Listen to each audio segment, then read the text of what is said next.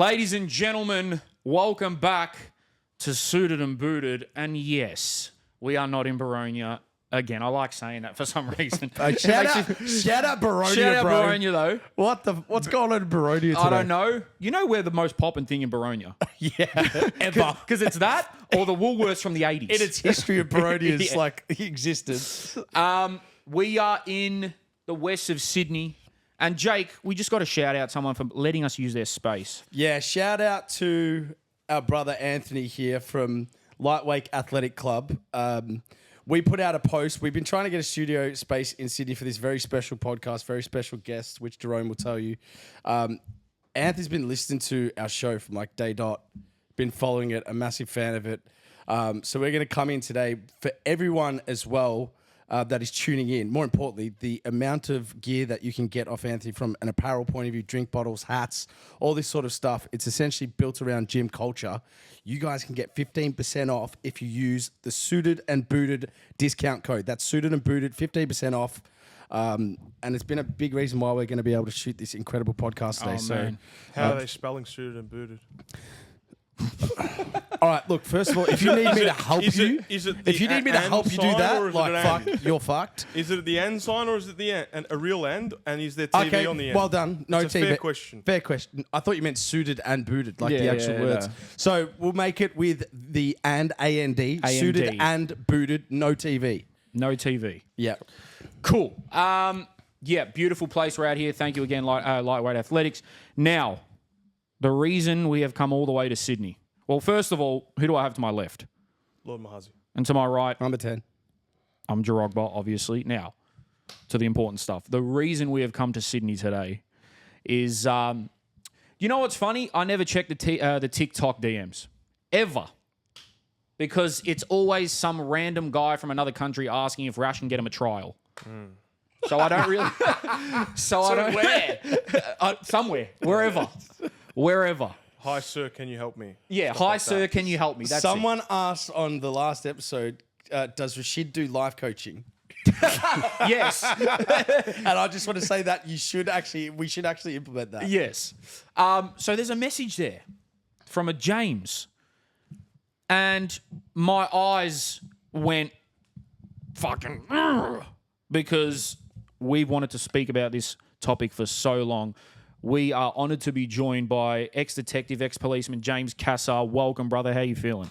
Good, boys. Thanks for having me on the pod. Appreciate it, man. Look. I think the one thing that has plagued Australian football for so long, and it's partially some of the reason why as to I stopped going, is the issues with the police in football. So today we're going to get into over-policing, what it's like from the police's side of things. You know, it's never a one-sided story. There's always so many moving parts, the clubs, the police, the fans. So we're going to get into all of that. But firstly, I just want you to give a little bit of background of who you are as a human, as a football fan, the teams you support, and then we'll get into the journey of how you became a cop. Yeah, so I'll start with my footballing journey. So I grew up watching the World Game every Sunday, 6 hours. We didn't have Foxtel, so that was sort of my first introduction to football, but sort of really into the rugby league. And then the 2006 World Cup hit. So I was in year 12 at the time, and that's when my love for football sort of took off. Went to the 2018 World Cup, Super Classico, 2017, 2015 Asian You were Cup. at Russia? Yeah.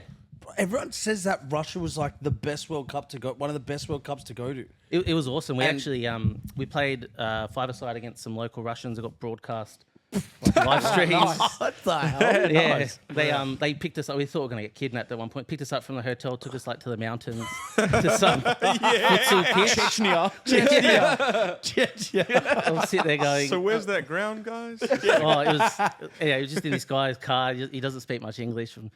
A little bit stressed when we're going up the mountains, but it was good. Russia was awesome. Like, people really, really friendly, coming up to us after games. Like, I think Matty Ryan got a few shout outs from some of the fans saying we have one of the best goalkeepers in the competition. So Yeah, he was on fire. Lovely. yeah. So what are the teams you support? Because you sent me a little bit of a background, but I want you to say sort of the teams you support and how your journey became to be as a football fan, especially with the A-League.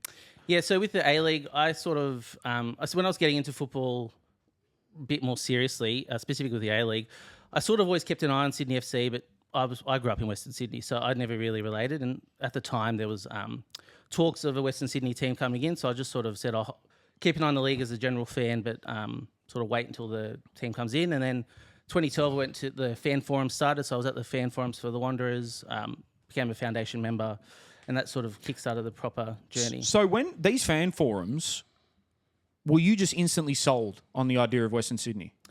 Yeah, well, I was hanging out for it, like most fans at the time. Yeah. I was just hanging out for a team from my local area. So you weren't really ever sold on Sydney FC then? No. Yeah. I know they Didn't said they were a feel team like- from Sydney, Yeah. but there was just no connection because it was just such a wide. It's just too big an area, Sydney, Yeah. to sort of for everyone to have that connection. And I know some people still do. No sort of discredit to them or anything, but hearing that a team from Parramatta, which was 15 minutes from my house, was coming in, I was just happy to wait. Yeah, beautiful. So talk to us about then why you became a policeman and wanted to work in the force.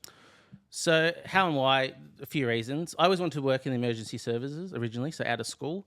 I had a sister in the police, and she actually gave me a book where people just wrote, like emergency services people just wrote some meaningful jobs that they went to. And one of the police in it, I don't know if anyone knows the Anita Cobby case, but basically it was a really big high-profile case out at Blacktown where a girl was murdered. And they went through the whole investigation, and that's what got me hooked.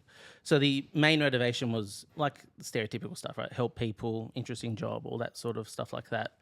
And so that sort of was what I was sold on from very early. I think it was year 10 that sort of Wow, so started. early. Yeah. What's the process to become a cop? Like, I've heard about the training, and obviously people go live in sort of like a residence or a place together. But what's the actual process? So the actual process, so you apply, and then you've got to pass psychometric tests, a physical test, and then there's obviously physical testing every week that you're at the academy. Academy, You go to that's the what it's called, academy for 8 months. Then you go, in between the 8 months, you go on a 2-week, into a local station. Yeah. And just to see what it's like, see if you like it. You're just there as an observer in a suit.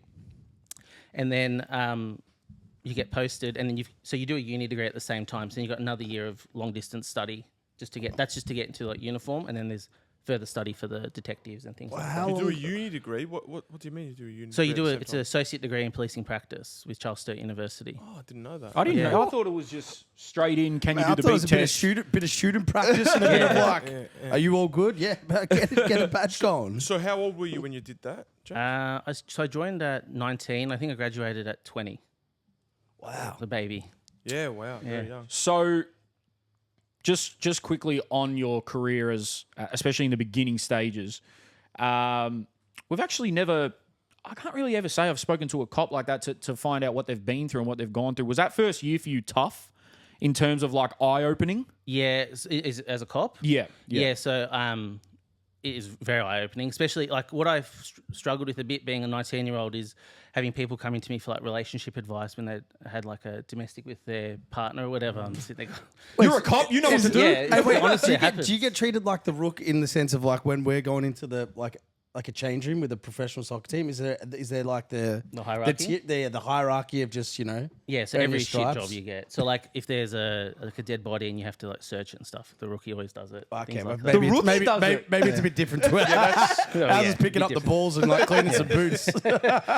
Yeah. Wow. Okay, so the first point that you brought up with me when we had our discussion before the pod was we want to give our listeners an understanding of what actually needs to be put in place for an event, let's say a football game in this case, from the police's side, how it needs to be set up.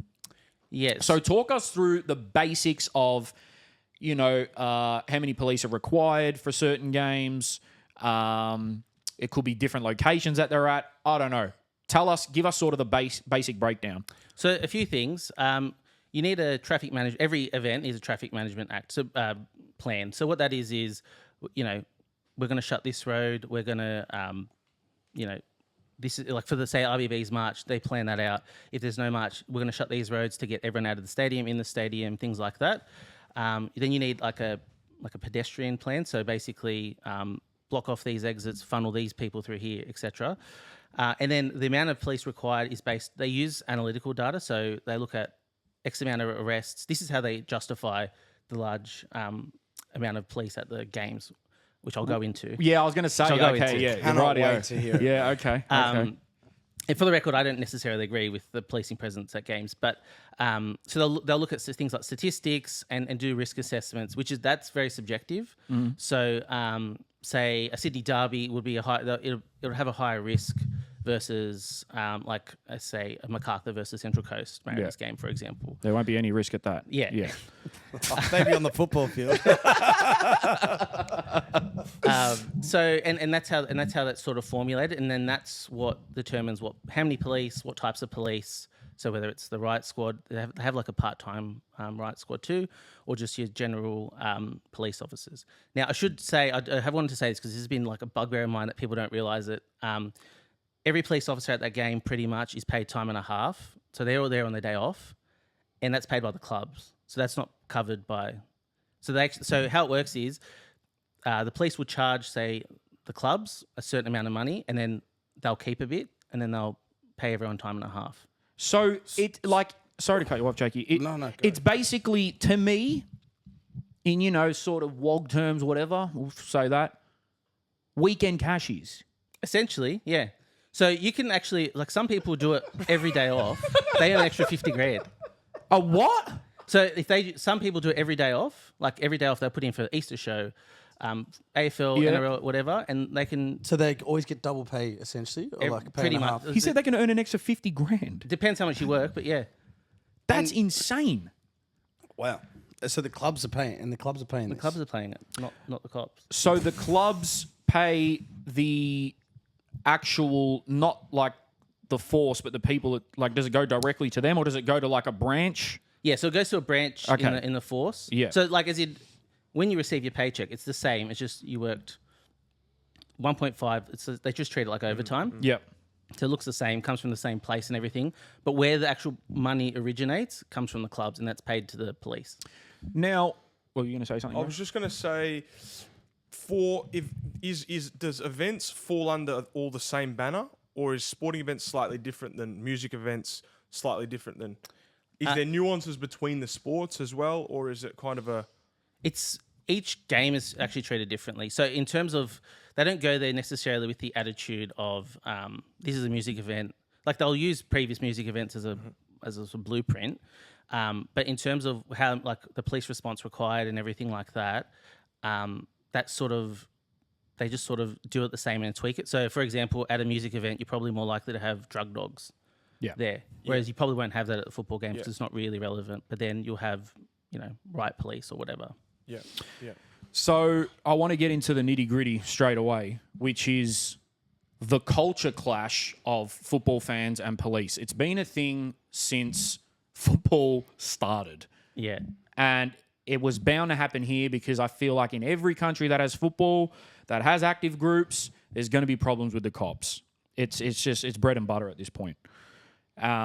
But I want to get into specifically why it's an issue in Australia. And you brought up some really good points that I'm going to cover here. But these people that are putting their hands up, these police officers that are putting their hands up to go work these football games, especially the derbies and stuff, are they looking for a fight?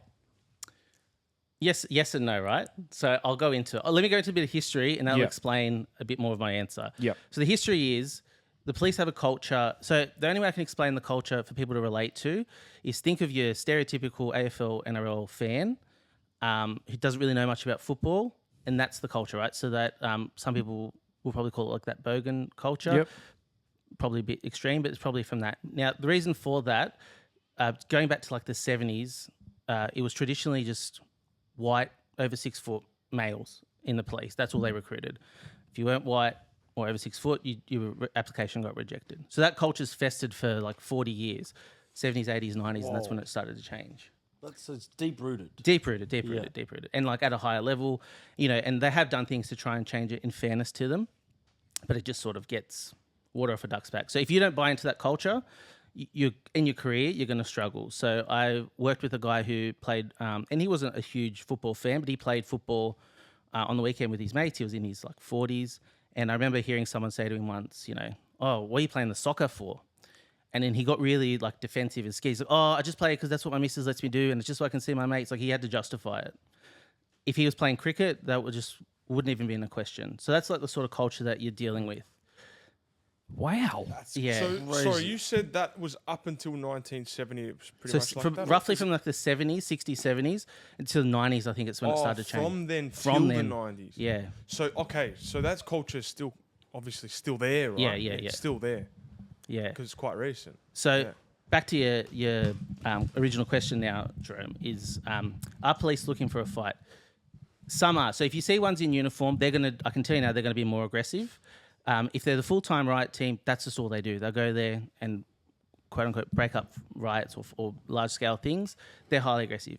The part-time ones are even worse because they're working in another section and they want to get into it or like get into that section or, it's a bit of fun for them. So they're going to be even more aggressive. So my general sort of advice is not to antagonize anyone you see in like a jumpsuit because they're looking for it. Why though? Like what It's is just the benefit to like? Is it like a cultural thing? Yeah, is it's like it high testosterone culture, like an ego thing, yeah, or like ego. Really? Yeah, just And that's widespread. yeah. So like if you're not your stereotypical man's blokey bloke in the police, you generally tend to struggle a little bit. Even like female police officers generally. A lot of them will buy into that sort of culture too and try overcompensate because that's what you have to do to succeed. So let's just go through that ranking again of who are the worst as a fan to get into a tangle with. So Public order riot squad, so the riot squad, anyone in a jumpsuit, basically. And then generally if you see someone in just a normal uniform, they're going to be there just for the money, to be honest, for the time and a half. They're more than likely just want to cruise a shift. Just wanted to get their money and go home. More than boring likely. shift is a good shift. Yeah. And that's what I always say, like with the fan walkouts and stuff like that you see a lot of the groups do, that actually suits the police. So it doesn't get the message across because they're like, oh, sweet. Yeah. Oh, wow. The whole bay's gone. I get to cruise now. So it actually has the opposite effect. So in terms of, I do want to go back to we could call it racism, I guess. The deep-rooted, male, 6 foot, white. And you said it's changed, and they've had It's not an changed. It's they're trying to They're change trying it, but to it's not change. working. Okay. Thank you for clarifying that. Obviously, that would pour into how certain fans are treated. Yeah, so there is a racism, unequivocally, there is racism in the police, and it's heavily rooted. So the only way so for me being Maltese, the only way I could sort of offset that was just buying into that culture somewhat as much as I could. Not necessarily say that I was racist or anything, but just like when you hear racist comments and stuff, not challenging it and things like that, because it just then turns on you. That's incredible. And it's like not just with football fans; it's with society, with other police officers, as I mentioned, and everything. Oh, so you're hearing racist comments from other police officers, every and day. you just keep your mouth shut because Everyone who raised it, it didn't go down Yeah, well. didn't go that's down what I well. was going to ask you. So, is there an element of? It sounds like you're kind of saying if you're wanting to progress in there, you need to be part of the, let's say, boys' club or. Yep. That's why I left, right? So, I being a football fan and everything like that, I sort of hit my late 20s, being a bit more mature, and I couldn't do it anymore. I just, I didn't agree with it at all. And, I actually tried to raise a few issues and had some issues myself with that sort of thing, and I just sort of walked away because of that. And you said when it does get raised, there's some problems. Yeah, On the person that raises it. What sort of happens? What happens is if an issue gets raised, so even if a football fan was to say raise an issue, but it's like I call it a pretend investigation. So they'll do enough so it looks like they're doing something, but not really doing anything, just to tick the boxes and everything like that. But essentially, nothing's going to change because it's not just like one person or one group, it's widespread.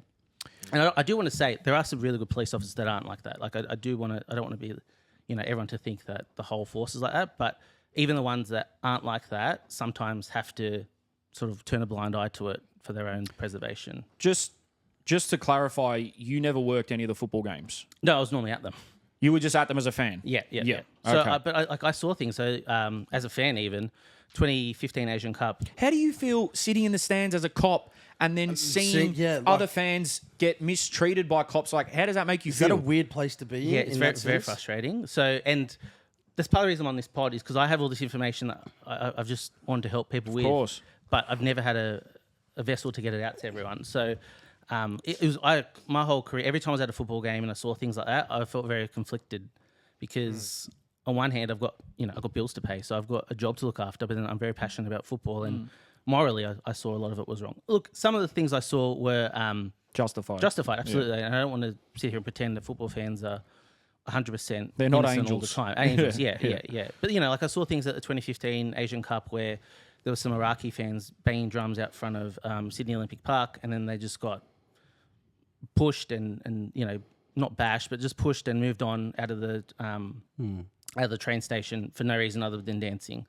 They're the things that don't sit well with me. Yeah. What about it? Wanderers games, because I feel like the two teams, and this is not to downplay what other clubs have gone through, but in terms of active support, obviously Victory and Wanderers come to mind, and probably Sydney FC. What about at Wanderers games? Is there something that you've seen that's stuck out to you and you've thought there's a problem here? Yeah. So just I've never sat in the RBB. I've always sort of sat sort of to the side, so I've never been able to witness things directly. But I think as recently as 10 months ago last year, there was the big push and shove with the police post the Sydney derby.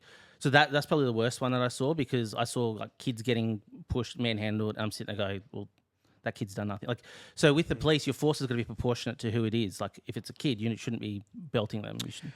Well, that's the thing. I said this on a couple of pods. I was always a Victory active member, but I was never a troublemaker. I've just never been that type of guy.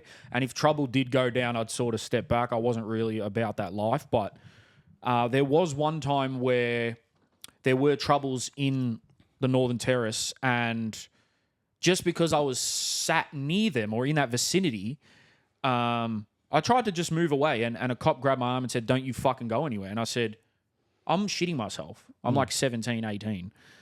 And I'm thinking, I literally haven't done nothing. And if this is happening to me for someone that does nothing, what about a cheeky little kid, that wants to be, maybe teeters the line? They're going to cop it. Yeah. They're going to cop it. There's a lot there, like that. The amount of stories of that is kind of a big problem in the football game. A lot of people are getting pressed for things that maybe isolated incidents from prior or with other individuals, and it's kind of like a group oppression with it, which is. Would you not say that that's something that happens across the board, though? If it's ingrained in the police force in general, right?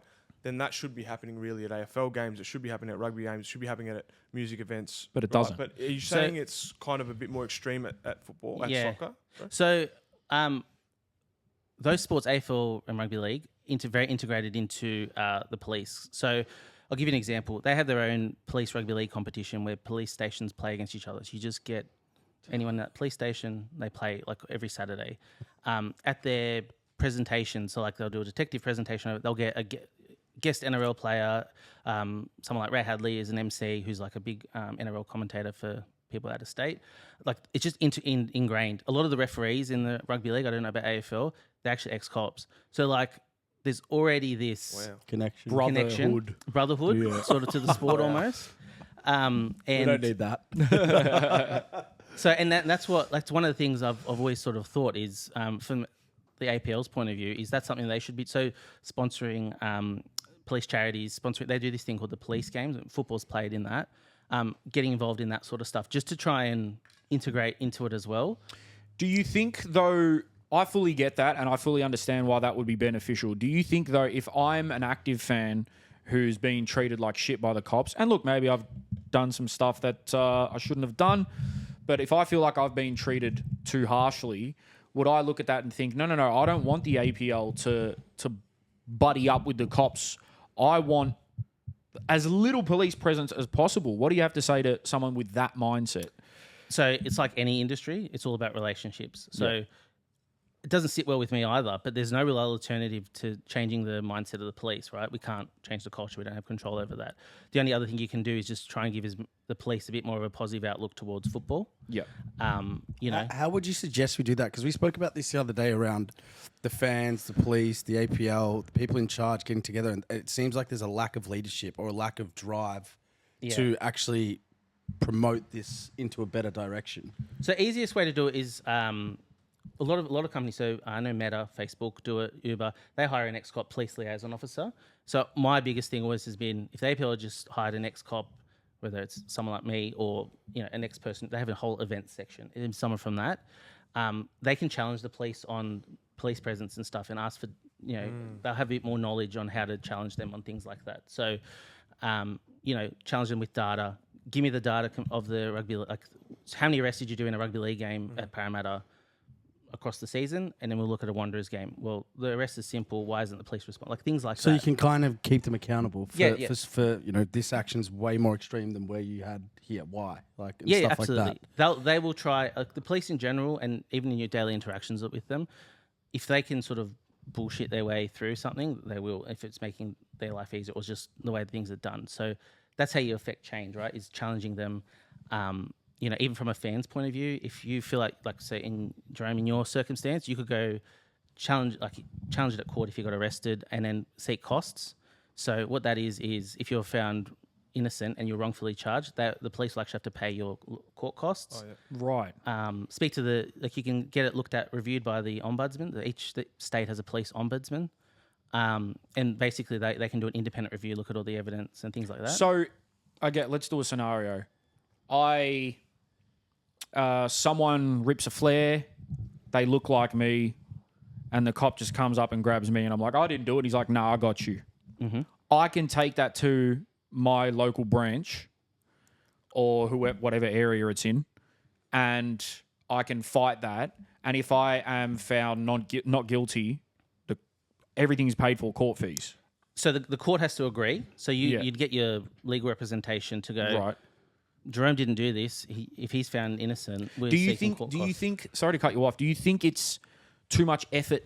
Is it that sounds like a lot of steps. Like I got to get a lawyer. I got to do this. I got to do that. Do you think football fans are just going to be like, fuck it?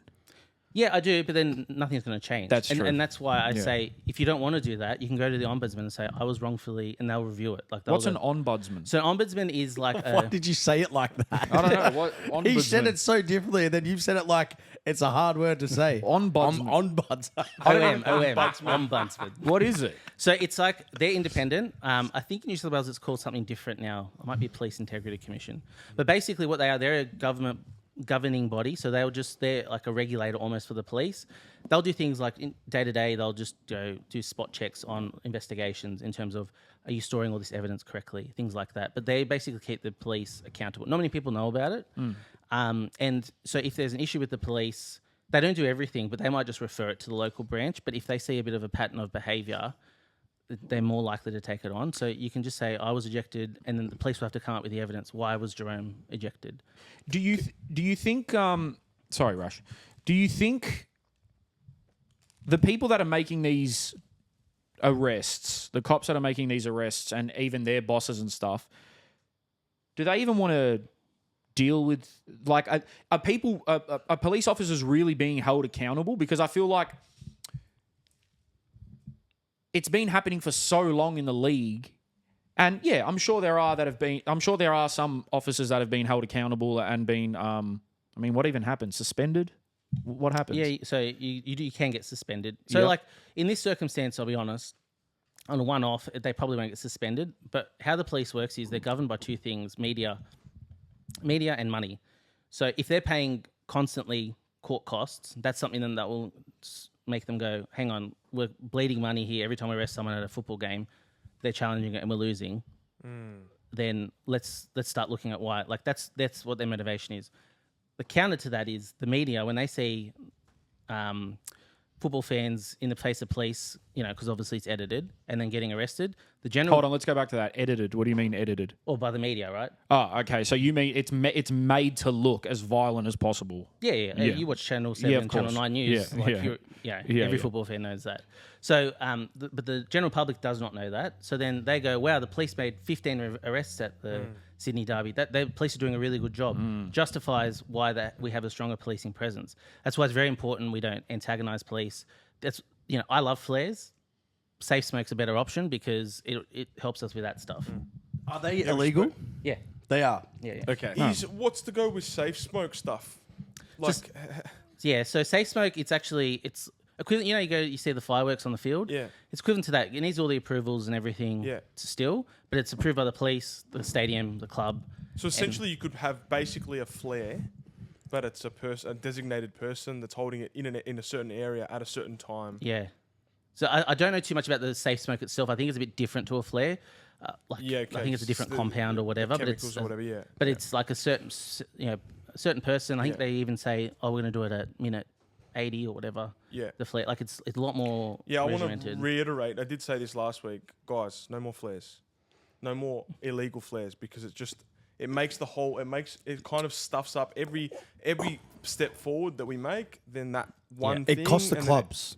The just team you causes so support, many it issues. costs them more money. Well, it just happened because last they have week. to pay for more police. They have to pay for more security. There has to be more sort of boundaries around how you support the team. It costs the club in so many different ways. The RBB was rejected from Amy Park against Victory for ripping a flare. Yeah, it's Like just a week ago or 10 days ago or something. Again, I love them, but So this is why we really wanted you on, James, as well, because we really want to have like a balanced view of things, because we 100%, even us as football fans, like I said, we've crossed the line, but there's definitely been situations in the A-League in the last 5 years, minimal moments that have made massive change because the fans have probably gone too hard in a moment. With that, Bucketgate, there's a lot of things, right, that probably in AFL and NRL you see more consistent. And Adam Peacock even said when he came on the podcast, he's like, I feel more safe taking my kids to A-League games than I would maybe to an NRL game. Yeah. But it's not perceived as that. But where fans are finding frustration was, Jerome, we spoke about the situation with the Victory fans against City. And essentially an individual brought a flare in, and then from that flare, a whole fan base's equipment and right to cheer and chant in their own way was taken away. Yeah. And that's where we're currently at. It's like now it's just excessive kind of these massive protection. repercussions that Yeah. sort of ripple out and affect everyone. at the I'm keen to stadium almost. what would be your what's your point of view on that, because that's obviously a lot of fans that are in this point right now. Yeah, and I agree. So I see the police point of view. It's just easier to take everything off everyone, and that's, in their view, the safest method. And I get the fans' point of view. Why am I being punished for something I didn't do? So I really do see both sides to it. At the end of the day, this is what people struggle, or a lot of fans struggle with, is they rip a flare to be rebellious or whatever. Because I have heard people say it's not fun safe smoke because it's not rebellious, and that's the whole point of it. Yeah.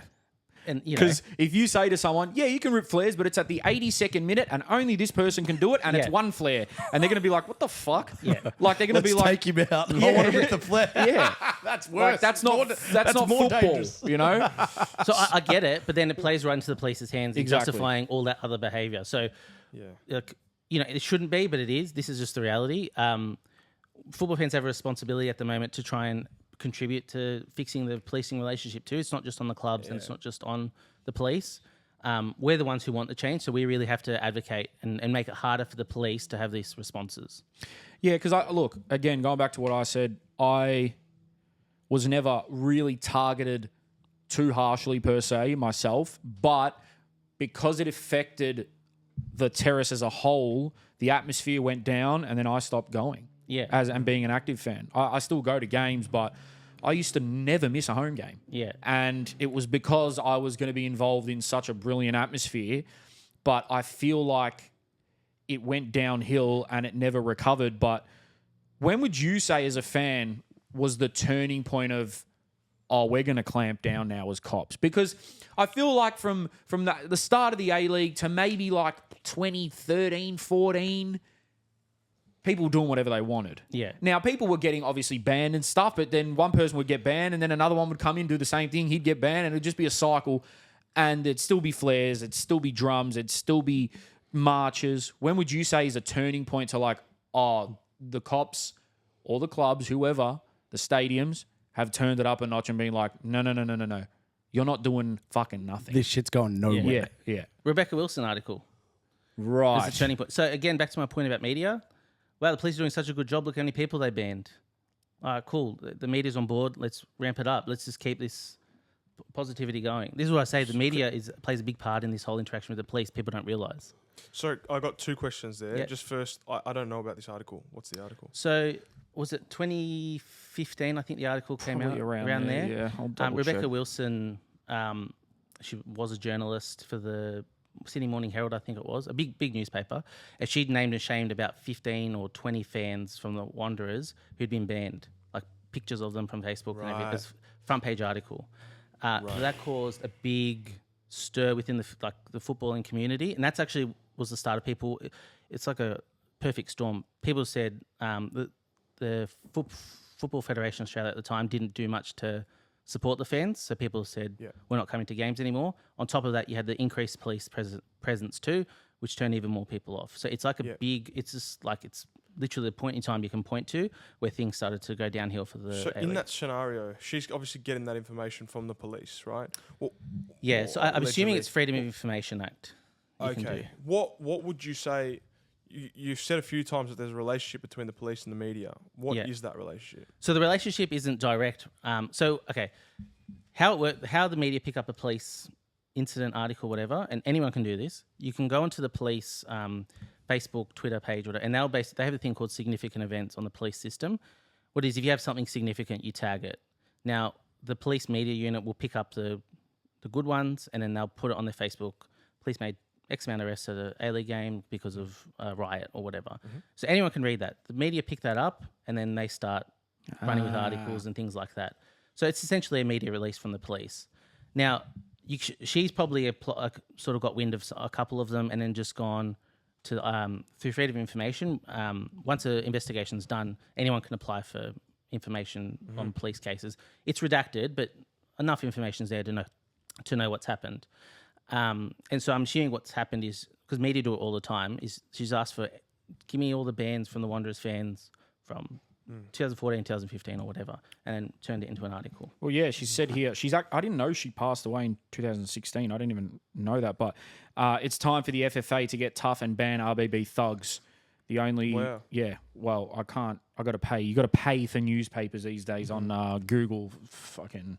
So, but yeah, I mean, I do remember that article. And so you would say that was a major turning point where the general public started being like, oh, I'm never going to that. Look at what they're doing. I mean, you raise a really good point around the media too, because we've focused a lot on the policing aspect. And don't get me wrong, my view is if you've got 500 cops outside Amy Park, there's probably going to be more problems than less, in a sense, because it just feels like Let's they're touch looking on for that. trouble. Let's touch on that.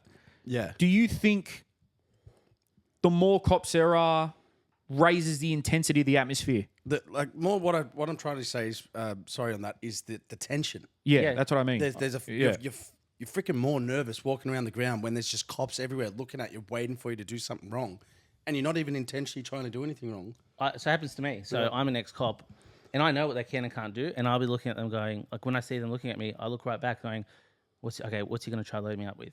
Or was she going to try to load me up with? And I've just start thinking of answers to rebut them because I know a bit more than the average fan. So if it's happening to me, no doubt it's happening to your average fan. Maybe you should give us a rundown. What can and can't they do? Can you give us some absolute get out of jail cards? We'll say, what can police charge a football fan with? Just reel off as many as you can.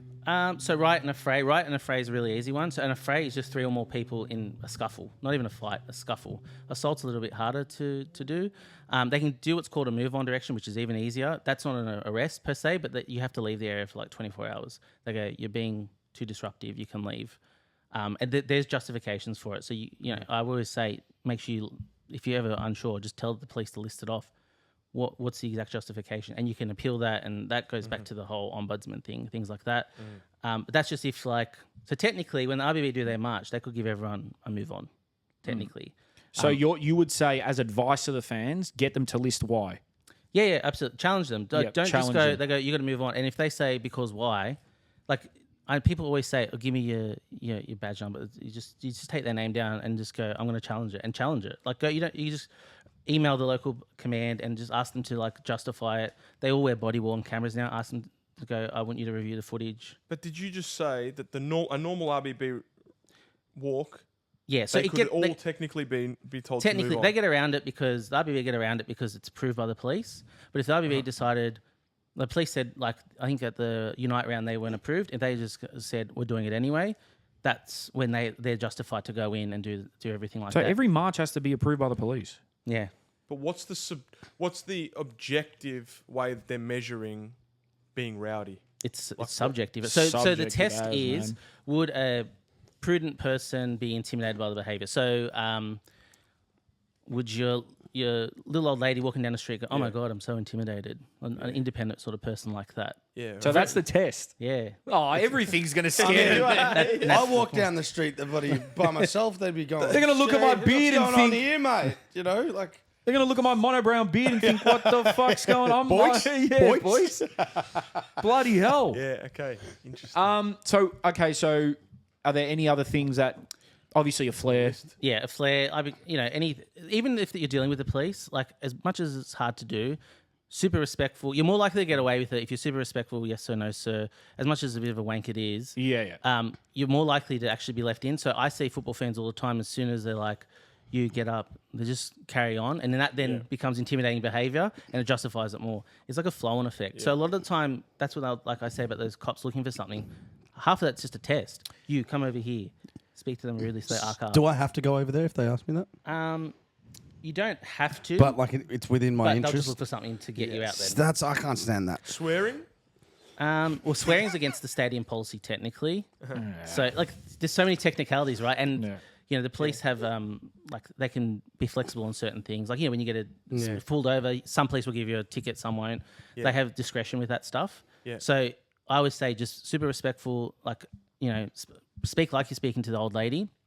More likely to have a positive interaction with them. So That's a good point. So going back to the types of police that are at the games, the Riot Squad, and just the part-timers, would you call them? Yeah, part-time. Cashy Saturdays. The Cashy Saturdays. Saturdays. So you're telling me that the Riot Police, there are some bad apples in there that are going to be like, I might look for something today. Yeah, if someone arcs up to me, I'm going to give it to them. I've worked with people in uniform going, "I really want to get in a fight today," and that's not what I've ever been about. I'm sitting there rolling my eyes and just like yelling at people. Like They've said that verbatim. They've said, "I want to get in a fight today." Yes. What the fuck? It's really hard though, isn't it? Because obviously Into the mic, bro. The type of person that goes into the police force is not always obviously going to be someone that's aggressive, but you need to have a decent amount of courage to be able to put yourself in dangerous situations, right? Yeah, correct. And a aggression within that, right? So then it maybe there is a lot more people within the police force that are just like that. But are we being objective here? And like, there might be some fans going in saying, "You know what? I feel like fucking getting in a fight today with the opposition." There are. So Yeah. But I feel like as a police, you're there to protect and serve. don't get me wrong. Yeah. Rather, and as a fan, you don't really have any obligations. Well, the police are held to a higher standard. Like, That's they're exactly meant to be right, the best of us, of Yeah. the local community, right? Supposed to be. the pillars of Does it feel like they're performing to the highest standard in these situations with football? Because it feels like they're condemning football even having a standard. Yeah, or absolutely. Or even having a voice, in a sense. Yeah, absolutely. So the police have to do better in terms of how they treat football. I have no doubt that it's, like I said before, it's partly the fans, partly the police, partly the media, and all three are in the right and all three are in the wrong at the same time. It's very, very weird sort of circumstance. I think that what you said before is probably it's a lack of understanding and connection to the game too. Yeah, absolutely. Because if they haven't been in and don't get me wrong, the reason why, because football and NRL, I've seen some crazy shit happen in those stadiums. Like there was a fight at Magic Round going on for 2 minutes between two guys. Yeah. Like literally for a few minutes before one security guard came over. walked over. Yeah, something of that nature. But I think with the football's always had this atmosphere where there is an element of fear, there is an element of excitement, there's an element of unpredictability, but it's not done in a manner where it's to promote danger as such. And I think that's Is that where race? because like you look at a footy fan and you're like, oh, look at this funny bogan, he's losing his mind because Collingwood didn't get a free kick. But then if a football fan's doing it and maybe they're in all black, maybe they look a bit, they got a hoodie on or whatever. Like the language they use at some of the NRL and AFL games in front of kids, like I don't hear that at. I guarantee you, I don't hear that at A-League games. The worst thing I've ever heard was at a Carlton game right behind me, and I was like, I like swearing at sports, but that's fucked. Is an element of the difference the organised nature of the fanatical behaviour in football as opposed to, when I say football, I mean soccer, as opposed to AFL or rugby, it's maybe individual. There's no fan groups having emotional reactions. It's not like a fan group that's organised that we're all in the same outfit and then we look scary and then. But then in Origin, they've got the blue wig guy. I don't know if you guys have seen it, but there's those blue wig guys. And they're essentially an organised fan group that only go to Origin, and they're not treated like that. So is it because they look goofy? Guys in blue wigs, man, they're all good. The old lady says, yeah, they're fine. So I think, Rash, definitely it's part of it. Like, it is, if there is going to be trouble, more than likely it's going to be in active fan groups. But, like if I was APL or the clubs, I'd actually be trying to invite the local police to games. Like, even if it's just the Sydney Derby, you cop the loss on a box or something and go, look, we'd love for you guys just to come and experience the game from personal. Like how you said about having an advisor or something working for the APL, the liaison officer or whatever, could you give us anything that categorically the police have done incorrectly? Like in terms of they're actually sending more than they should be sending of the amount of police to soccer games. Like categorically, something based black and on white. the stats of the way they should be sending out, that they're actually doing the wrong thing. So that's very hard. Like I'd need to go through public freedom of information and get the data. You need to compare it. You can't just go, there were, say, 50 arrests in the A-League in one season, because what are you referencing that against? That might be a lot, that might be not much. So you then need to compare that at the same stadium for a different sport. You go AFL, rugby league, probably the next two most major, even rugby union you probably could do. And you compare the policing presence at those games. So if they both say 50, or say one's 55 and one's 50, but the A-League has significantly more police, that's when you can challenge it and start to go, well, there's similar incidents or there's more incidents at the NRL. Why are we having this big... Can I give you a hypothetical? God hope you get a job out of this or something like. Because honestly, it makes a lot of sense what you said. But if as a hypothetical, if you were given a role within the APL to kind of be on the football side of policing in a sense, but work with the police to help manage it and make it better, which is clearly something that's needed. Like, could you foresee big improvements with that, or is that still going to be challenging? Like, is that still an uphill battle? Look, it wouldn't happen in 12 months. It's a longer term project, right? The police have a set view on the way football is and everything like that. So you definitely, it'd be about breaking down those barriers. And that's what I was saying, getting more involved with the off the field stuff of the police games and things like that, and just starting to break down those barriers. In terms of a day to day, so like you could have almost an immediate impact on things like fan banners. Like they just say, Sydney FC were going to do a banner at the derby, and then the police last minute said no. Yeah. They're the sort of things that you could probably challenge and keep. Can I just interject? And excuse my French, what the fuck is the danger of a banner? If it's not offensive, because I know that there are some clubs that have done some things, probably NPL clubs, that's as far as I'll go there, but why a banner? Well, because that's the next layer of like where you kind of feel like now you're just trying to kill the game. Yeah, because look, I get flares. Correct. I get violence. Correct. Drums, a banner. What are you going to do? Oh, this guy's out of beat. Arrest him. Yeah. Oh, wait, that kid over there brought the flare in? Okay, all 20 of you give me a shit. Yeah. Is it again the That organised doesn't make nature sense. that they're trying to deter? But Rash, again, fully get your point. You're being devil's advocate. But if a banner says Sydney FC and it's got the Harbour Bridge on it, is someone going to be like, oh! Like, what? I don't get why that would be. Maybe, James, you can give me an answer as to what. Is it just to be like, you know what, we're going to punish you little fuckers? Partly that. Yeah. And how they justify it is, we've got too big a safety concerns, and a lot of time they'll make up something. Oh, it's bigger than you told me. Too much fabric. Yeah. Sorry, guys. Someone will drown. Yep, it's too much heat, mate. They'll keep everything there. Yeah. So, but a lot of time it's just to swing their dick, like, to be completely honest. Yeah, how often do these cops at games make up shit? Not just at games. Like, Because, like, if I'm just your average Joe, like, I actually don't know half the laws that I Yeah. probably should And know. that's exploited. Right? That's exploited. So they're going to be like, well, in Section 15A, it actually says that you're not allowed a beard at football. If I don't read, I actually don't fucking know. Yeah. Like, he might be and telling that's the why I truth, say he you might gotta be start lying. keeping them accountable, challenging things. Like, look, I get it. It's a pain, and, you know, I get it's a big ask of fans to do. You know, you've got a job and everything. The last thing you want to do is then go put complaints in. And I know Australia's have a bit of a culture of not dobbing as well, but there's no alternative to get them to change, right? If they're not being challenged on wrongful behaviour, it's just going to keep continuing. Can you tell us, James, what's the process of, let's say, okay, kid over there brings a flare, and then 20 minutes later, the people bringing in the banner get told they can't bring in the banner. What has happened between the communication? What's like the communication line to create the decision of now that banner can't come in? So a lot of the time they don't see who rips the flare, and then they'll go, who ripped the flare? And they'll go, I don't know. And so they're not getting help to sort of get rid of that one troublemaker. Yeah, no And one's then- going to say who did it. Yeah, absolutely. No one's going to say who did it. And then that's just like, all right, well, if you guys are going to be uncooperative, we can't trust you with the banner.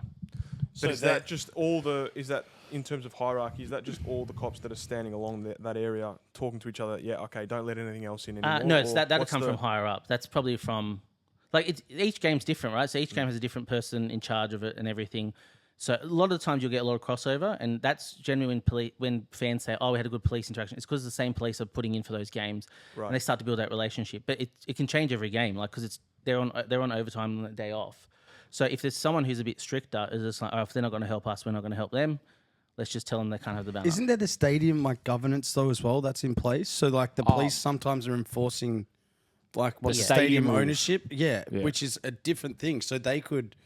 I'm not same thing, trying that to could be their defend the stance. police here, but like in some instances, the police have to enforce what they're Yeah, being yeah. told as well. Absolutely, and I mean, look, at the end of the day, the stadium can't tell the police what to do. They're the ultimate authority figure. Right, okay. So, like, they generally, as in terms of, and back to my point about relationships, in the view of good relationships with stadium management, because they're all there on time and a half, they'll generally try and help them enforce things like that. So, like, for example, if at an event we were to make an arrest, we would issue the banning notice. If they were like, this person's banned from the Easter show or whatever, we'll issue the banning notice for them, so they don't have to. So, in terms of... just going blank here. Well, can I ask whilst you think of that? Can I ask just like, how do you think the Australian Police, New South Wales Police, Victoria Police would view like being at a Premier League game, a game in South America, a game in Spain? Like, would they be horrified? No, opposite. What So really? you typical, remember? But I'm talking like if that atmosphere was at Amy Park. as in if they. So let's say you've got like a Real Madrid fan base. Like, because we're game trying to replicate what's overseas, Yeah, what we yeah. see, because there is that like crazy nature to some fan bases, which makes the atmosphere in the game so great. But if that was here, like that would be seen as terrible or like Yeah. a horrific kind of Terrorists. yeah. Like, I think the Premier League, going on what Jake said, great point. The Premier League, they killed off all hooligans. Yeah. There's just, they complete, with the CCTV and all that, they killed it off. The lower European leagues and the South American leagues, yeah, good point. How would, if the cop thinks Australian football can be bad, We're choir boys compared to what's going on. Do you know what I exactly mean? right. And that stuff is going ahead. Yeah. Like there's fatalities at derbies, and the game will go ahead next game. Like, obviously, do you know what I yeah, mean? yeah. Like we obviously don't want that, Yeah, of but at the course. same time, the nature of like some of these games, like River Plate versus Boca, you go to different parts in Brazil, you go to other parts, even in Europe. I mean, Germany. There's a lot of crazy fan bases. Yeah, bro. Your Yeah. response was the opposite. Why did you say that? Yeah, correct. The opposite to what? Sorry. You said when he said, would they be horrified? You said, well, the So opposite. the opposite in the sense that they're your typical AFL, NRL fan, right? So love like open to the Premier League, like most Australians are open to the Premier League, open to football in Europe, just not here for some reason. Like, Yeah, that's okay. our biggest issue, right? Yeah. So how much of the actual force going to these games, give a percentage, would you say can't stand the A-League? Like 90, 95. Whoa, that's Whoa. very high. Yeah. Oh, so it's already they're walking in with like, oh, That here we is go. so wait, everyone. Yeah, so- 9 out of 10. So honestly, like a lot of them will be indifferent. I shouldn't say like can't stand the A League. They There'll be just other- won't care. Just it's another. It's like how you would probably look at how I would look at cricket. I don't Yep. hate it. I don't love it. I do Just nothing. there. Like yeah. Yes. So a lot of them will be indifferent. To be fair, in terms of a deep hatred of specifically A League, it's still so it is quite high. So I'll give you an example. When the Wanderers were at their peak in like 2013, 2014, you know how I said they paid time and a half? They couldn't fill it because no one wanted to work at it because it was too busy. You know, I said the uniform police. So they actually forced people to work it and didn't pay them time and a half. They said, like, Jerome, you're working at the Wanderers game. I've moved your Thursday shift to Saturday so you can work it. And they're blowing up. Like, they didn't want to work it. Because they were. So they were willing to give up time and a half, people, just to not work it because they hated working there. Well, they're saying they're too busy, like as in at the game they were too busy, too much work. The perception, right? So Oh, the perception, yeah. it's just the perception. Yeah. And that was the peak of the Wanderers. And I think it was the Sydney Derby that game. So I remember I neighboured to them. I worked at Marylands and they're based at Para. So I was there and I remember everyone just blowing up. How about outside the stadiums? Because I don't know if it's still happening now, but I do know that there were obviously fan group meetups outside the stadium. Like Victory fans used to meet with Wanderers fans, have a punch on basically. Did you deal with? You said you weren't policing at the games. Did it ever come across your station or surrounding stations like of trouble outside the grounds, whether it be after a game, before a game? Yes, but it was just bundled in with everything else. So it was just like they'd probably put that in the same pool as they would the march. They hated the march. They hate the march to the police. It's a big effort for them, big risk.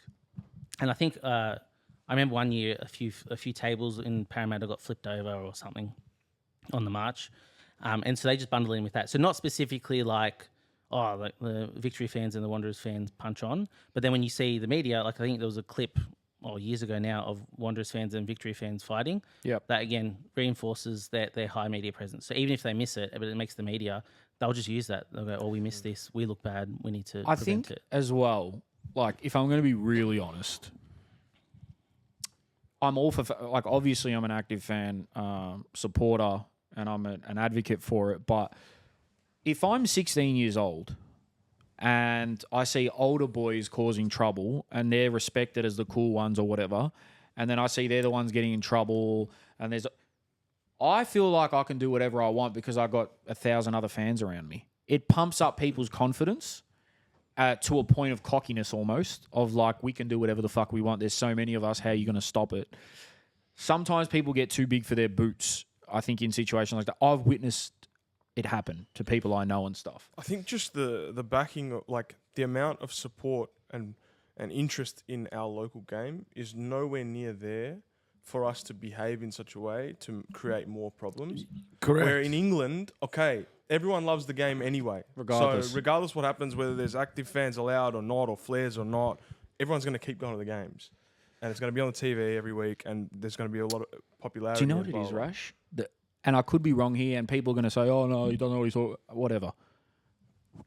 A lot of the real troublemakers aren't even necessarily football people. Conditional fans. They're just people that maybe want to get on the piss and get on the other shit as well at football. It happens. And go looking for a fight, to get rowdy, to get pissed off at someone. They're not your classic football fans who want to see the game grow in the country. There are, again, it would be a very small percentage, who are just like, it's a good place to go look for trouble and go look for a punch on and go look to get rowdy with my mates and, and they want to do that. Now, granted, they're creating a good atmosphere a lot of the time because of how rowdy they are, but not every single one of them is all like, let's hold hands and let's make Australian football great. They don't give a fuck. Yeah. Yeah. That's just my take on it. Again, that's minuscule. Most people... Just on percentages, you said the majority would probably be indifferent in terms of the police and their interest into football. Mm-hmm. What would you say in terms of a percentage are the ones that are going there looking for a fight? Of the police? Yeah. Like aggressors. It'd be in the 30s, 30%, 35%. Yeah, okay. So...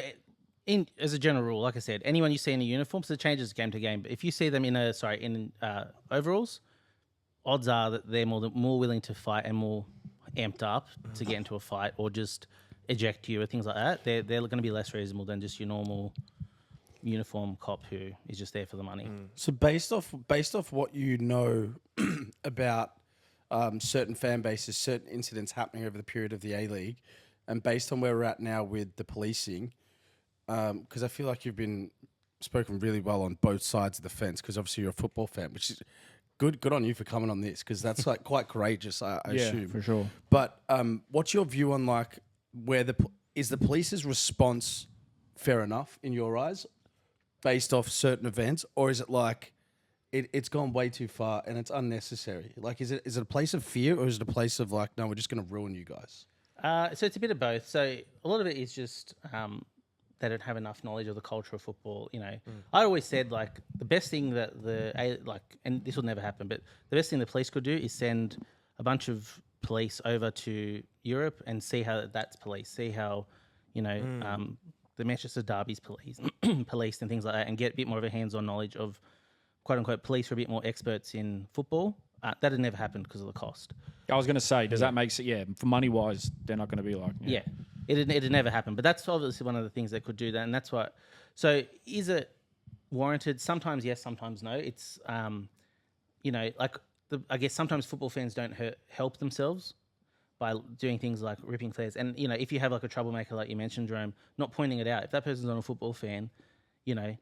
And you know they're constantly causing issues and making it like a worse experience for the rest of the fan group. Really, we should be pointing them out and going, "Listen, we're dealt with harshly because of that person. They're the ones who are doing this," and then they'll get ejected and banned. Yeah, yeah. But again, I know the whole football culture in the fan culture where that's not really the Never done snitch. thing. Yeah. No, it's not snitching, and that's why people feel protected. To your previous That's example, exactly right, because they know no one's going to dob on them. And don't get me wrong, like, it can be a great thing, that brotherhood, that community, feeling like you're a part of something. Like, I'll never forget when I used to take the bus, the train. I was like, I feel like everyone here, no matter like, and that's a good thing about Australian football, especially the A-League. The fan bases are so multicultural, such a mix of religions and ethnicities and backgrounds and walks of life. Especially somewhere like Wanderers, like you're getting every ethnicity in there. Everyone just says, "Oh, yeah, Lebos." That's not the case. Same because they started like 10 years ago, 12 years and ago, that's right? it. But They're even all Victory fresh. fans, bro, like so much. You see so many different cultures, It's a 20-year-old club, yeah. and you don't really get that overseas, because overseas it's just like, okay, their clubs have been around for 100, 200 years, whatever it is. That's their area. That's the type of people that are going. But because of Australia's wonderful, like, multicultural mix, we actually, in the A-League, don't have a massive issue with political stuff. Whereas overseas, see, this is another thing the cops don't deal with here. The A-League is not, it doesn't really get political like that. Political groups. It's more just, let's get rowdy. But overseas, you got right-wing fan bases. You got left-wing fan bases. You got people who are trying to make change in government almost. You're not going to get that at the A-League. Yeah. So that's another part that plays into it. I'd be interested to see how they would deal with that. Do you have anything to? I know you said you're Maltese. Do you have anything to do with local soccer here, MPL, State League? So I just used to play Nationality teams. all age men's. Well, What back position? when we were kids. I was right back. Right back. Yeah. But I could see that. I'm not going to lie. I could see that. I saw you as a fullback. Yeah. I don't know if that's an insult, but please don't take it as one. You know what it is? Clearly had to see me play. You back me up, you It's bastard. reliability. I think I could see you as a reliable Reliable. player. You Yeah. play the same Reliable. every week. Honestly, ironically, I'm actually really good. Like I like the rough and tumble, so I'm just a physical right back. I'm not pushing forward. I've got very Real little right skill back. with my feet. Real right back. Yeah. Not like they got these days. Yeah. Do you ever see, like, be honest, do you ever see it getting better in terms of, or is it something that is just so deeply ingrained through decades of policing that it's just always going to be there? Look, it can get better. It's not going to get better on its own, and that's part of the reason why I came on here. Like it's going to require a joint effort from, at the very, very least, the APL and the fans to sort of start changing how we do things, because clearly what we're doing doesn't work, right? The APL are just sort of trying to negotiate on their own, and it's not working. And the fan groups, I think we've covered plenty of things that they can do better too. But it's on us, right? The police have no incentive to change things. There's no. Could you specify like a few key, few key points that probably need to happen for positive change to happen? So better relationships. So from the APL point of view, like I mentioned, the police liaison officer, and just in general, better relationship building with the local police, and sort of being a bit more ingrained into the police and supporting charities, things like that. Just changing the perception of football. From a fan point of view, obviously things like flares, things that are just we know are going to cause headaches, just to stop them and try find alternatives like safe smoke or things like that.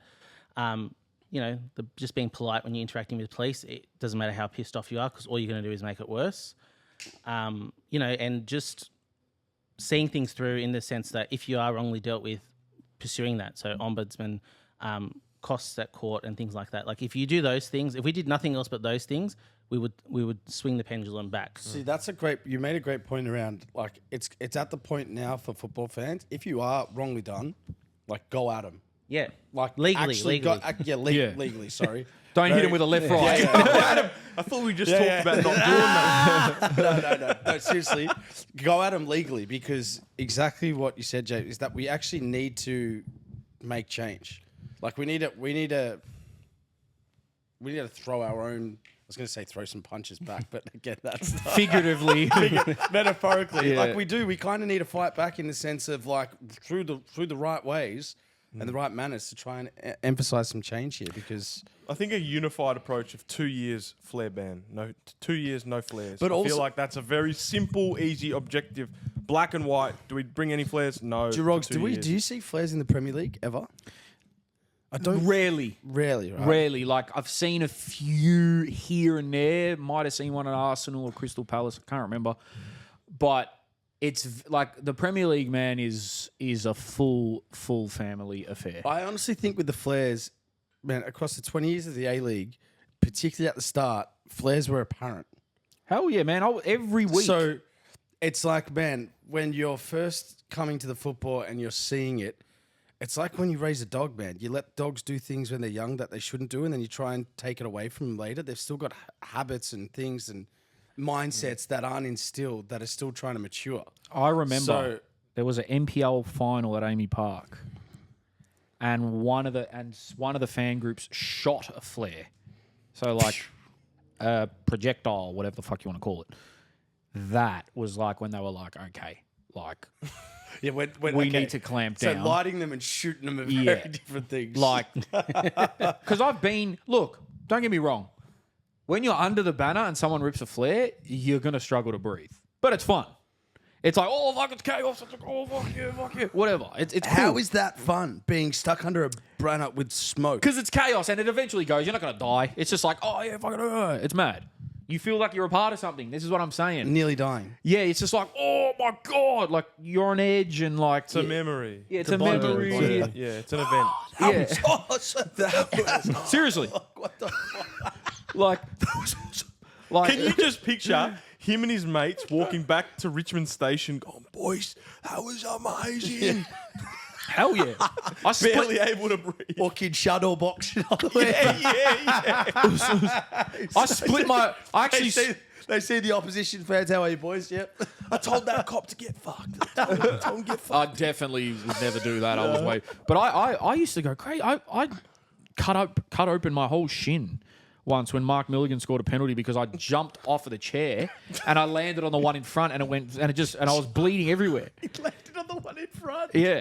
But that was the day, like that's what I miss, you know? And obviously you grow up and you're not as, you know, sometimes you lose a bit of that passion, but that's been Hey, I taken wonder away a if little the bit. APL would take that like police liaison stuff seriously. Is there not that already? I'm pretty sure there is though. There's got to Is be. it an ex-cop? This is the It's thing. not an ex-cop though. Oh well, That's what- yeah. What? Yeah, Why would I- You need to know the ins and outs of the police force. It's very hard right? to That's challenge the- something Why if would you you don't know the put ins and outs. anyone in a role that if they're going to liaise with them, they haven't done it? Yeah, you always go for the ex-person That's what it's like. Uber do that. Uber do it. I think Meta do it. Like heaps of the major companies do it for that reason, right? So they don't have to give. So like Facebook or Meta are really weird about giving anything extra than they need to. Yep. So to offset that, they'll just hire an ex-cop and go. You just give them exactly what the court document says. Yeah, because Sorry, can you explain that? So understand. Facebook, I'll Yeah. just call it Facebook. Yeah. It's just easier. They've got so you can send requests to Facebook. Like police can do it's like a signed, like a search warrant sort of thing, and they go give us all the data on Rashid Mahazi, right? Mm-hmm. And then they have to specify it. So in this court, it's signed off by a magistrate, and then basically that's given. Now, what sometimes the police will do is go, oh, we also do you mind just putting this in? Do you mind putting that in? And sort of bullshitting their way through it. So what those companies do, they don't want to give they don't like giving it in the first place. Right. So I'll just get an X copy in and they'll go, no, this is what it says. If you want to get that, you have to go back to get another court document middleman. and just challenge them. Right. It's like for cybercrime. Oh yeah, whatever. Or whatever, It's missing person, whatever. Like, it doesn't. yeah. It doesn't. It could be for anything. Yeah.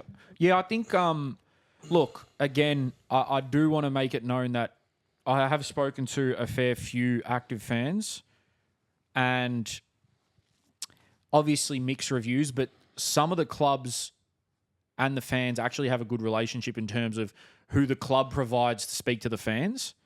Remember, we were speaking to, I'm not going to say his name, but on the other day we were on the phone and he said, we're not mad at the club. We're not mad at the club. We're not mad at the liaison officer.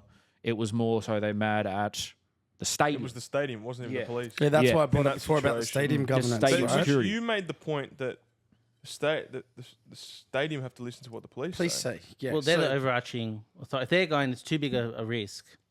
What's the stadium going to say? They're the police are ultimately the ones responsible for the safety. That's But why So they're- if it gets shut down- if we flip that on its head, if the stadium's telling police this is too big of a risk, the police have to enforce that. Yeah, even yeah. though they can. well, so they police can can't go, they can override it, but the police they'd be dumb to They're because not if going something goes Okay, wrong, right. the stadium can just go. I can say people start getting sued. Saying go, we wanted to shut it down. Police said no. Right, You go yeah. sue the police. Right, So it never happened.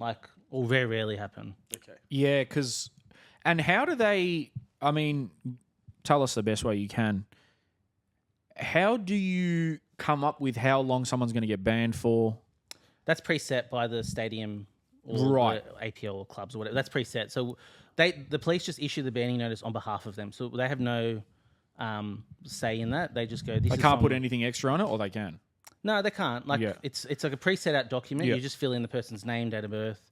I think it's already pre-signed by the stadium, and then I think the police countersign it just as I've given it to this person. What are the sentences? What are the bans? I've Up heard to of 5 years, I think. I've heard 5 years for sure. I think I had a mate at my old school that might have been a year or two. Can't remember what exact. I think he ripped the flare. It must have been. But I just had a memory. When I was touring the Dortmund stadium, they actually have police cells in the stadium. Yeah, every stadium here has it too. Oh, do they? Yeah, I've worked at them. So even So there are cells, What football stadiums have like with the police bars, cells? or they're just Olympic rooms? Park. Olympic Park, like in Amy Park. Sorry, Sydney Olympic Park. Oh, Sydney I can't Olympic. speak to Okay, Melbourne. right, yeah, okay, But okay. most of them will have it. They'll have docks, loading. And then what happens is, if you're going to then get refused bail, they'll bring a police car to pick them up from that dock and then take them to the so police it's like a station. short holding time just Yeah. for the initial. Are they actual Right. cells? Yeah. Or are they more just like a room? So it depends on the stadium. Most of the newer ones will have proper cells. Oh, wow. Like they're like not as sort of secure as the other ones. Yeah, And a lot of the sort of more local ones will just have like a room or something. But then if someone's super violent, they won't put them in that cell. They'll just take them straight to the police station. Now, I've got to ask, why did you want to come on the pod and remain like, I asked if you wanted to be anonymous or whatever. Like, do you think the police force might hear this and think, oh, yeah, he's talking shit? Like, what was your main reason for wanting to come on? And then also, just harping back to what you said on not bringing up things you saw because you felt like it was never going to get dealt with properly. Do you think that needs to change as well? Because Yeah. that's just going to be an endless cycle. Yeah, absolutely. The police has a lot so why I came on the pod was obviously because I have a lot of this information. I've wanted to get out to football fans for a while. It's just been burning in me, and then that's why Rash, I think one of the pods said he'd like to get a cop on here. And I thought, Yeah. perfect opportunity. In terms of do things need to change the police? Yes, like the police has a lot of work ahead of them, and if nothing else in the racist element, and they are trying, to be fair to them. It's just not it's just sort of like a PowerPoint presentation where everyone's just sitting there rolling their eyes, Bored, and then not listening and not taking it on. What it actually takes is some senior leaders within the police to drive it better. So, do you think that, again, this is just my dumb brain asking these questions, but do you think that if, say, there were more ethnic police officers working these football events. Do you think that makes a change? No, because there are. That's the thing, right? So since the mid-90s that they opened it up, I think, or early 90s they opened it up. But they've got to buy into that culture. So that goes back to a cultural problem. So like, I worked with like people who just hated certain police officers purely because they were Middle Eastern, no other reason. And, got given a hard time purely based on that. So like, that's a cultural thing. So if they're hating their own, That's straight racism. if they're hating their own, imagine what they're thinking of the Middle Eastern Wanderers fan. Yeah. Sorry, you're saying... Sorry, who was hating who? So there was... I'm trying to protect identities and everything. Yeah. I worked with a Middle Eastern police officer. I was friends with him. I had no issues. He was a great bloke. And then there's certain people, not the whole station, but there were certain people there just hated him purely because he was Middle Eastern. Dude, that to me, and completely sympathise with the Middle East. That's fucked up. That's crazy racism. But that can't be fixed, in my opinion. You can't fix that. Deep rooted, huh? Yeah, not until that generation goes, and God pray But then the next generation. The new culture. That's what I'm saying. You need a cultural change. It's going to take a long time. You need you need a cultural diversity board of the police or something there, man, because that's... It's crazy to me that you're saying that they changed that in the mid or early 90s. Yeah, I think it was the early 90s. Recent. Yeah. 20, 30 years ago. That is crazy. Within our lifetime, that's great. Yeah, it is. Because obviously, it's bigger than football at some... at some point it's bigger than football, and it's a cultural thing and it's a societal thing, right? So, look, having more ethnic police there, yes, you would. But ultimately, if the people on top of them are sort of pushing them and they've sort of got bills to pay and a career to worry about. Because the thing is with those time and a half jobs, like with the football games, if like sometimes a lot of people apply for them, and so the more people who do them will keep getting picked. So if you piss off the person who's giving you those jobs, you don't get the extra money. So is there like, again, stupid question, is there like if I say, there's a Sydney derby coming up, they're paying 1.5 times my wage or my salary or whatever the fuck, do you get more? Is there a quota of arrests? Is that a thing? No, that's not a thing. It's not a thing? No. Okay, so it's not like, look how many people I dragged in today. So, like some people from an ego point of view will maybe get happy with it, as in personal. That's just like a personal thing. But in general, there's no quotas or anything like that. What they do is go. So normally what happens is you'll get they'll do a presentation before it starts. So let's say your shift let's say the game starts at 7. You probably get in at about 5 or 6. They'll give you something to eat, and then they'll do, okay, so this is, Jerome, this is where you're working. This is what, like there's high instances of, people ripping flares, whatever. This is what you need to be a lookout for. Zero tolerance on people swearing. Eject them straight away. That's what we're focusing on today. The next time might be different. Zero tolerance on people jumping around. Get rid of them. So like it just depends on sort of what's being driven, and they're to drive that. But there's never anyone going, give out this many tickets, like get rid of this many people or anything like that. It's more about the behaviour. Sorry. I was just going to say, can you share the viewpoint, particularly for these active fans that are walking in big groups when they see police with hand on their guns? Why they do this that? point. Yes, this is the other thing. So that's not because they want to shoot people. So I'll give you the legal reason when a police can pull out a gun, basically when they're going to shoot someone.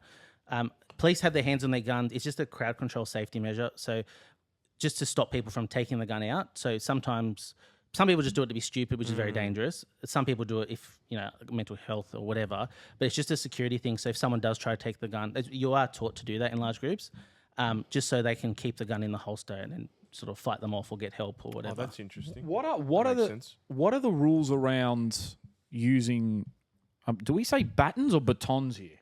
I say baton. Okay.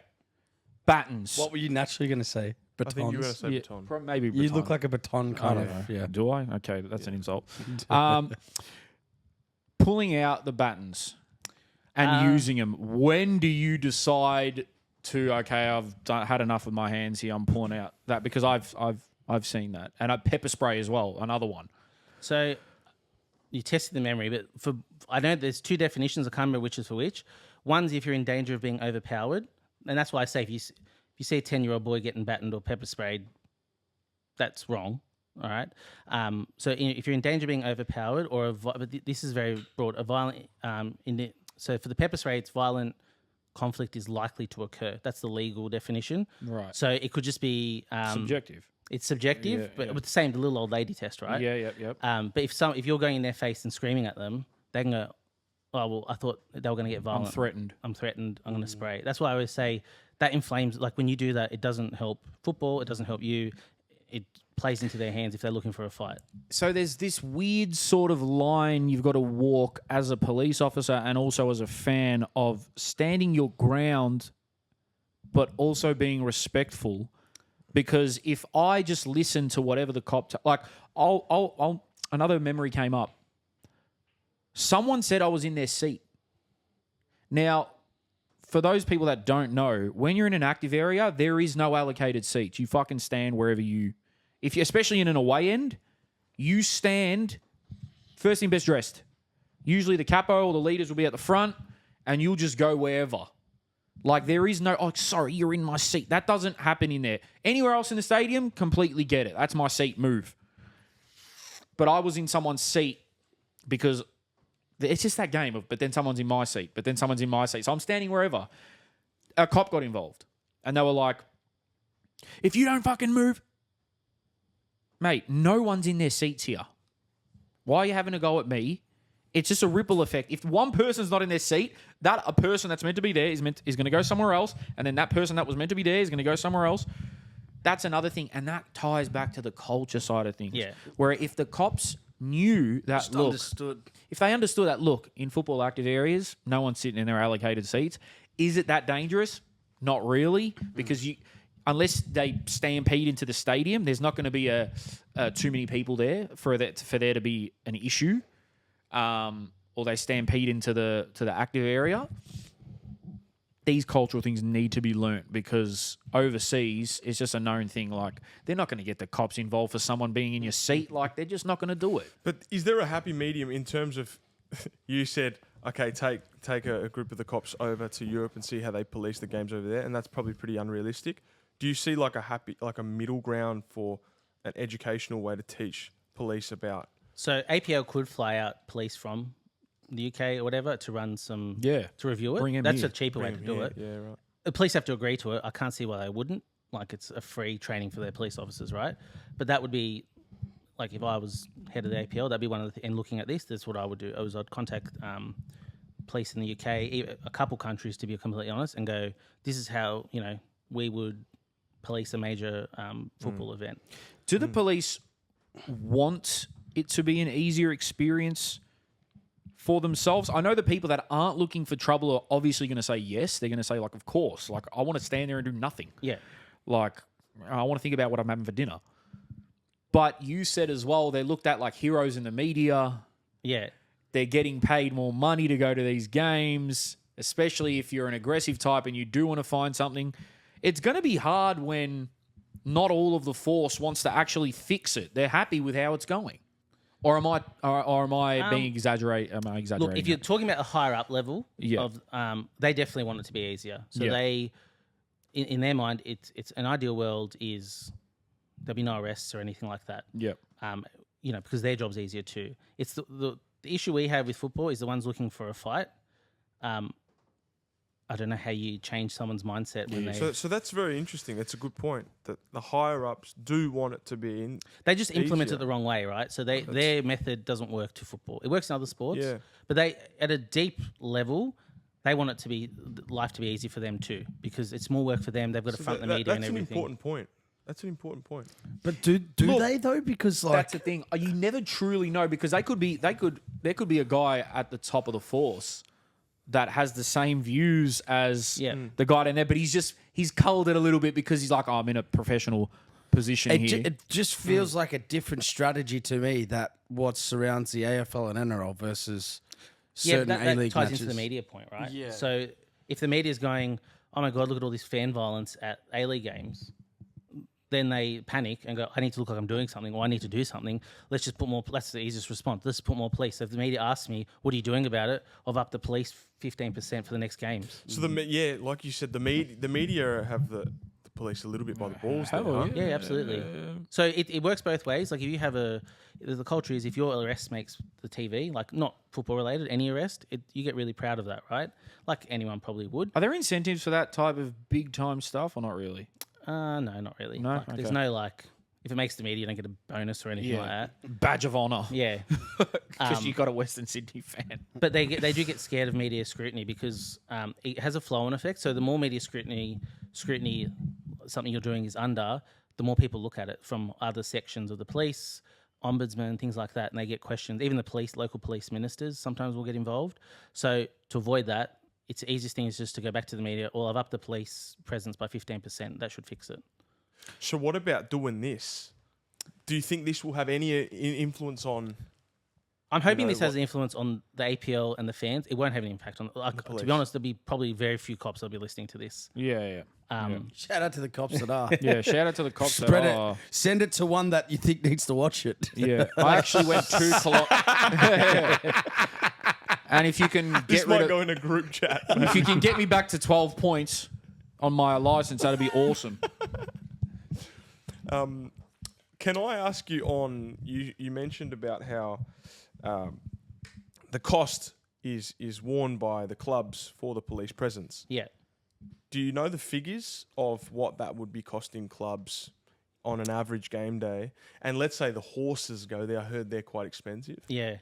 So, So- how it works is it's hard to determine because I actually don't know what the police. So the police charge a fee, and then they factor into that their 1.5 based on the police 1.5 like time and a half on the policing presence. So there might be. So let's say they'll charge the NRL differently to the A League, but they'll still they just profit it like off the clubs or the teams. So it just depends. Oh, I actually don't know what the figure is because that was never told to us. Like all I knew is if you work that, you got time and a half, and then that was it. But right. So yeah, it makes they budget sense. for it. Makes it. sense. I didn't even think about that. So they take the cost of what it costs to put the police there, plus they put a margin on for the. I think what they police do is force just to go. earn. Let's just go. They'll go. It's $10 million a game. Like it's probably way over. Like that's probably too high. But just for numbers, it's $10 million a game, and they'll go. All right, this is a Sydney derby. We'll need 500 cops for this one. They'll just take it out of that, say 10 million, and then let's say it's Macarthur Central Coast, previous example. Oh, we only need 100 for that one, and they'll just keep the difference. So like, I'm pretty sure they just charge a set fee, Oh, and then they okay. just. But they factor it in through that. How much cops would be at a Sydney derby? I couldn't. It heaps. Like so, what you see, there's more. There's more Behind in the the charge scenes. rooms and things like that. Like getting ready to transport people. What's a rough number? Or is it too hard to say? It's honestly too because I don't see. Like I've never worked it, so Yeah, I don't get yeah. to see the behind the scenes. And because the easiest way to know is when you go to that first presentation, they're saying you're looking for this. That's when you get a really good indication. I would say it'd be. I couldn't even tell. I honestly wouldn't know. Never worked it. But that would that not then mean that it would be in the interest of the police force to send as least amount of policemen out as possible because then they profit more? Yeah, it would, but media. So there's two So it things goes they're back to governed by: media. media and money. So Right. yes, but then if the media scrutiny is going to be up, and then everyone's going to be looking at what they're doing and making sure they're doing everything properly, I'd rather just lose a bit of the money Right. and then have the wow. media off the. So because when I say media, it's public perception, not specifically Channel 7 News or whatever. Yeah, it's Yeah. just public Perception because they buy into it. So it's not like when there's a negative football article or thing on the news that people are going, "This is wrong." Everyone's just agreeing with it, right? The general public, and that's what they're governed by. Because cops don't have good PR as it is, and they'll never be.